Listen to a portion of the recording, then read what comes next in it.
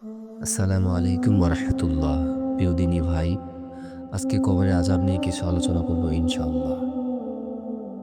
মানুষের মরণের পর বড় ভয়াবহ, কঠিন, জটিল তিনটি স্থান রয়েছে, যেখানে মানুষের কোনো সহযোগী থাকবে না, যেখানে মানুষ হবে বড় অসহায় ও নিরুপায়।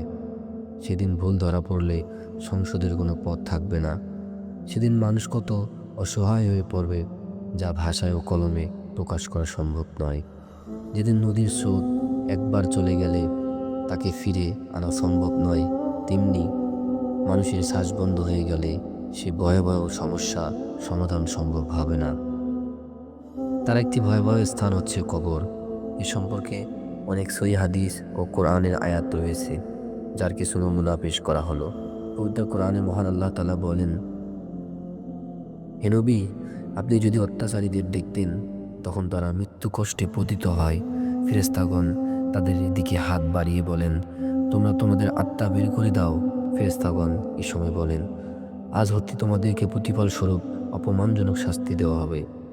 আর অপমানজনক শাস্তির কারণ হচ্ছে তোমরা আল্লাহর প্রতি অসত্য আরোপ করতে এবং অহংকার করতে, তার আয়াতসমূহ এড়িয়ে চলতে।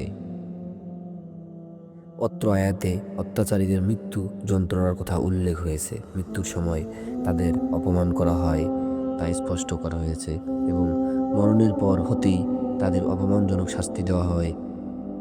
আর মরণের পর হতে যে শাস্তি দেওয়া হয় তাকেই কবরের শাস্তি বলে।